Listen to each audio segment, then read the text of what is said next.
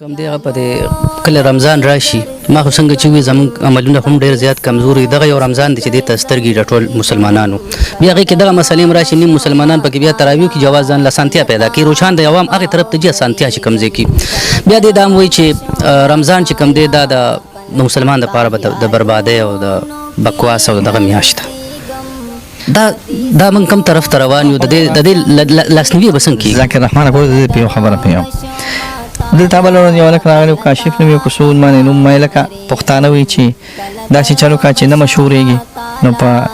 جومات کې اودس مات کړه پښتو کې چې ورته څه وایي هغه وکړه مشهور به شي ګوره زه دې په خبره پوهیم دا زمانه د جدید سوشل میډیا زمانه ده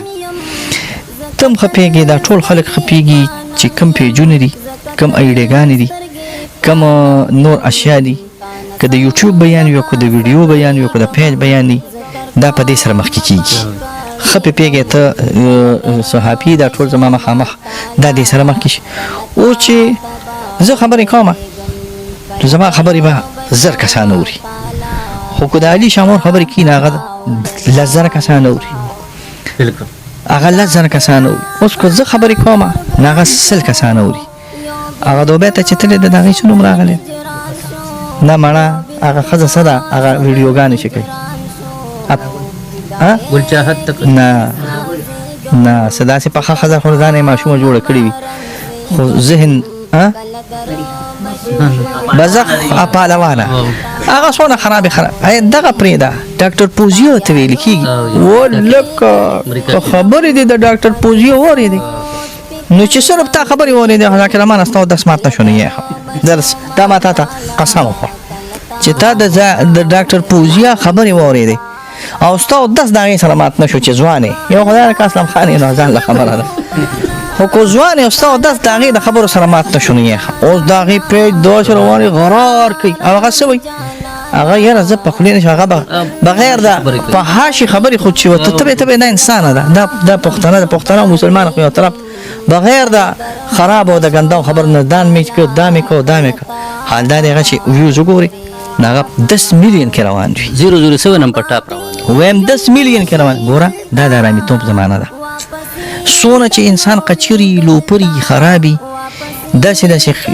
ویوز والا پکې شته چې هغه په کروڑ کې روان دي ځکه چې سکسي ویډیوګانې جوړي خپل جسم ښایي راښایي اوس خو خدا نه شو کولی اوس مولا سړی خدا نه شو کولی خو خامخا مولا خو ځان نه کو جهاد جوړولی شي او نه علي شامور جوړولی شي چې دته خلک متوجي شي غول به خوري که نه نو چې کوم مولا د ټولو نه زیات غول وخوري نو هغه بیا وایرل شي بختي رحمان خو د ده نه هم زیات وایرل راغلی دی هسې خبره کومه که نه هغه څونه انټرنیشنل کنزل کوي خو د ده نه وایرل دی ولې ځکه چې په زول لګیا دی د دې قوم مزاج داسې عجیبه دی ته سوچ کوه چې یو سړی د وړګیا نه یو قومي لیډر جوړېږي پروګرام وړګیا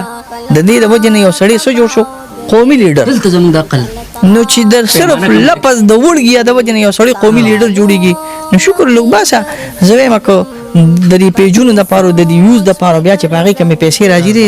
راروان کله به د خدای د رسول نه انکار کوي او وایي به چې دا په حدیث کې راغلی دي چې حدیث نشته په ما راته ووایي چې د هغه خرافات دا راروان کله ګوره صرف د دې لپاره چې د دا پیجونه مخکې شي او دا پیسې ورته راشي نور څه نشته